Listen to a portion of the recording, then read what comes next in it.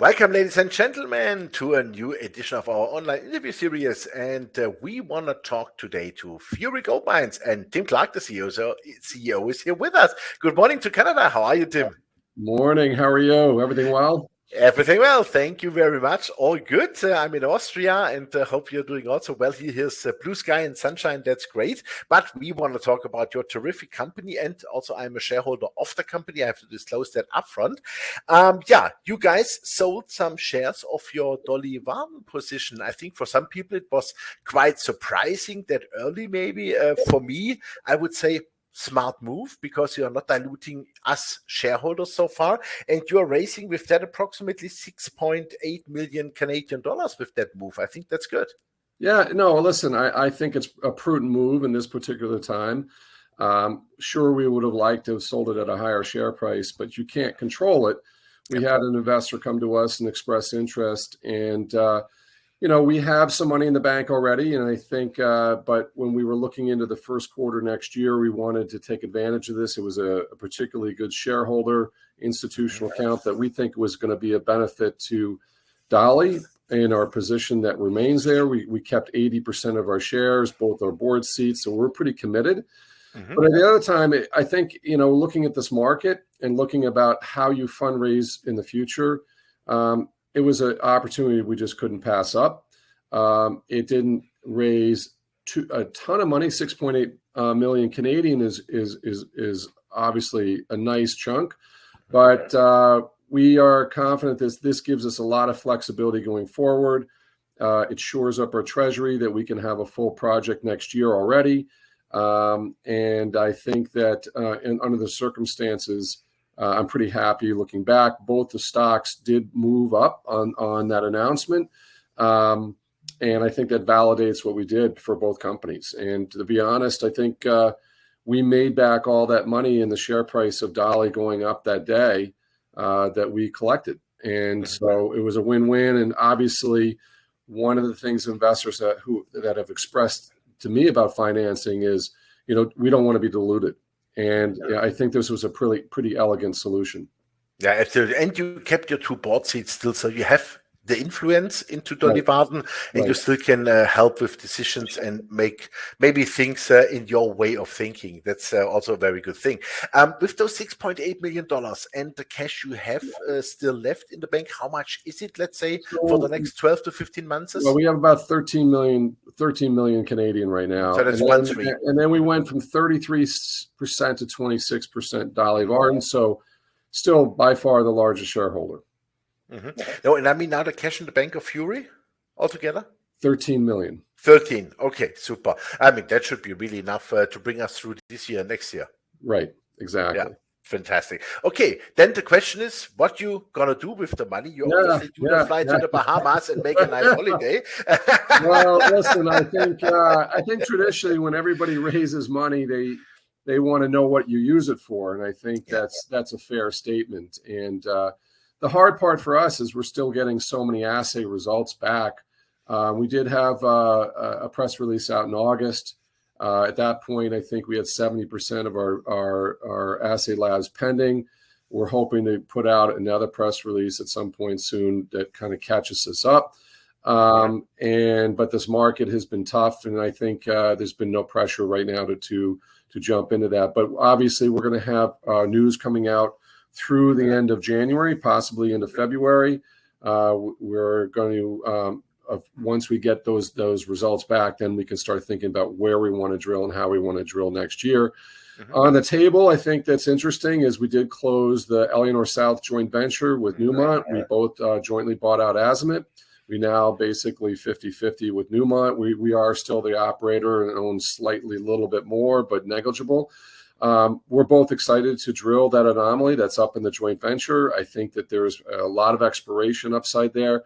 And where I think it is meaningful for us too is that because we're splitting the costs for every dollar we put in there, we're getting two benefit of actual drilling progress. So that's a lot. And when we look at, and I think you mentioned Committee Bay earlier in our conversation, look, we left a great drill hole there. We'd like to go back at some point. It's on the table for discussion in terms of how we're going to finance that. It is expensive to go up there. There's options. And so we're going to consider that. We don't have to decide that until February. I think this gives us a lot of time to review what our core samples are, where our targets are, and take a pause and really take a look at what we want to do next year. And we've got the money. So the gist would be, to answer your question, is we want to focus again on Quebec. Eau Claire is getting bigger. We are excited to get the results back from the Hinge and the Percival and a few other spots.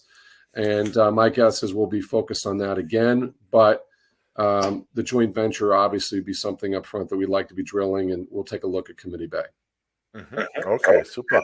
So to my understanding is, as I saw on your press release on the 12th September, you have to define 9 targets at Eleanor South. That's really a lot. So there's a lot of exploration potential. Yep. Would I be correct with the statement if I say, let's say the concentration for next year with the money might be on the one hand Eleanor South and then Eau Claire, and maybe Nunavut gets a little bit pushed back because this is more to me like the lower hanging fruits?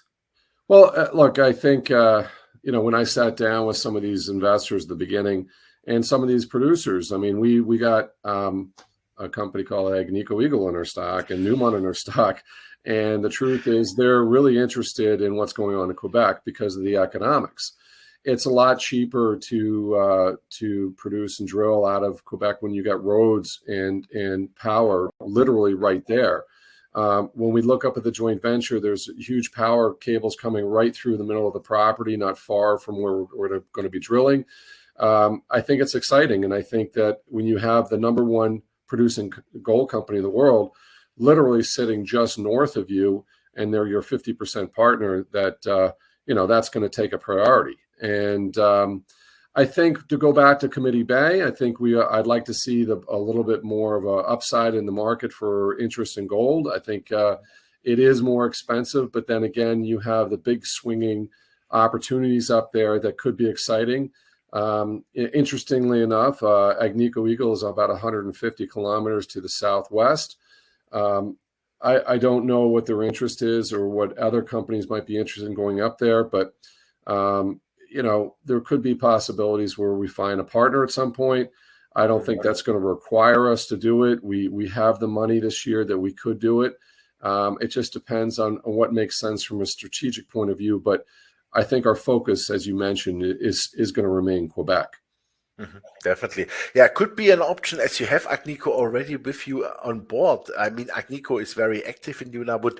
Would that make sense to say, in the future, we are doing more with them there? I mean, I think that would be exciting. I think that would be awesome if we could. I really, I have a lot of time for the guys at Agnico. They're I think, some of the best in the business.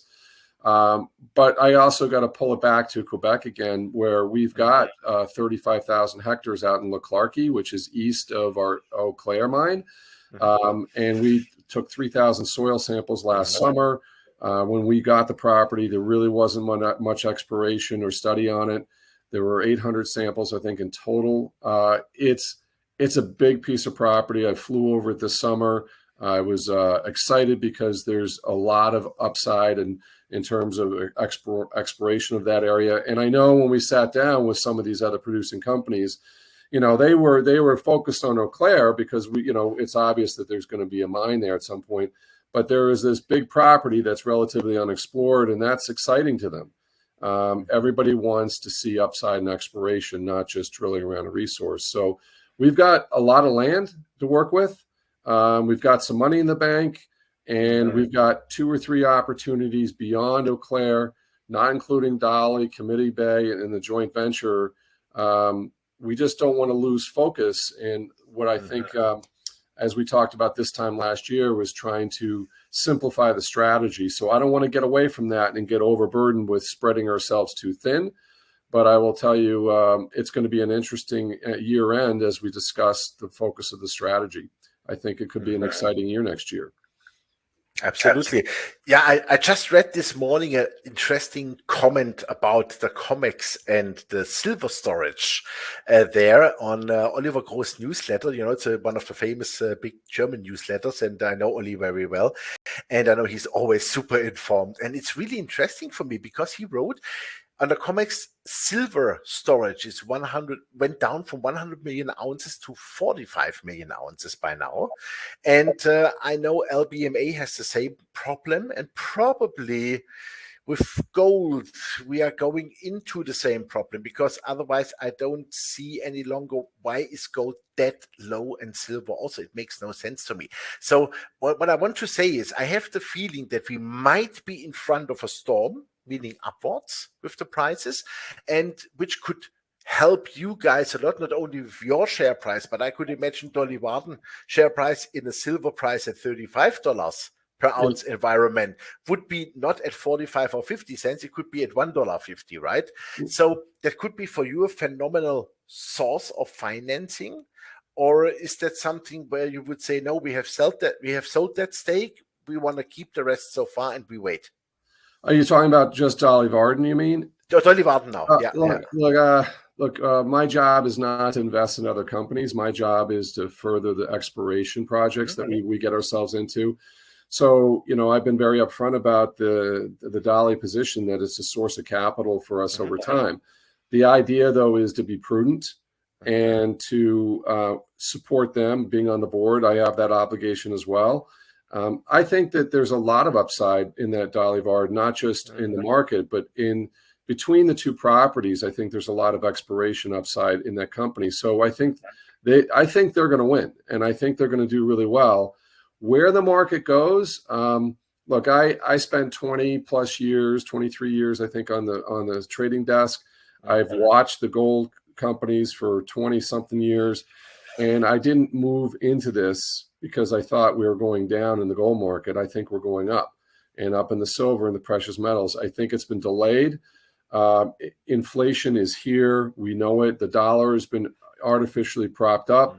I think the risk here is that dollar may stay higher longer. We discussed this earlier in terms of where the euro is going with the energy crisis over in Europe, potentially this winter. I think what you want to do, and part of the reason why I took some money off the top of Dolly, is to give us some time to watch the markets and be a little more selective about when and if we might sell more Dolly. Look, if there's a strategic investor, for example, maybe one of the companies that come in here and have a huge interest in Dolly, want to buy a chunk, we would have to entertain that idea. I think it would be good for them and good for us. But we can be more opportunistic about it now, and I think that gives us a lot of strength in terms of when and how we sell the company. I do think that commodity prices are poised to go a lot higher. I think real assets in general are. I just think you might have to wait a year or 18 months to see it. And I think being patient is going to pay off for a lot of investors who are in this space. It's been undervalued for a long time. We've got inflation. They're going to have a tough time controlling it. They can't continue to raise rates, or they're going to throw the U.S. economy into a recession by a wide spread, and that's not going to help anybody globally. So, you know, that's my position, and we're highly leveraged to any upside in commodity prices, as you know. Yep, absolutely. Super. Highly leveraged. Upside. I like that. That's a great final sentence. Tim, thank you very much for the update. And I think you've done exactly the right things. And as you correctly pointed out, you are an exploration development company, but not a share buying company. So I like that part also. That's why I have invested into you. And I see also a lot of upside potential here. Yeah. Thanks for doing the interview, giving us the update. I wish you all the best, and bye-bye. Thank you. See you later, sir. See you then. Thank you. Yeah, ladies and gentlemen, that was Tim Clark, the CEO of Fury Gold Mines. You heard it. Now, with the sale of a part of the Dolly Varden share position, they have now $13 million in the bank. That's absolutely enough for this year and next year to do a lot of exploration, really to focus on, or Claire to focus here on the Edina South joint venture, which I really like a lot. And also, as Tim said, there is still a lot of drill results are standing out, and they are waiting for it. So that is fantastic. Big news hopefully will come soon here. And also we are very, very positive on gold and silver, not for the long term, for sure, but also for the short term. And that's even more important as some dark clouds are really coming up here on the physical market, and it's getting narrower and narrower. And this was always a good sign for rising prices, because finally you need the metal physical if you want to produce something. Paper does not help. So I hope you're a shareholder of Fury Gold Mines already, as I am. If not, really check out the company. It's at those niveaus really a bargain, and a great management team behind it. So thanks for watching us, and bye-bye from Austria today.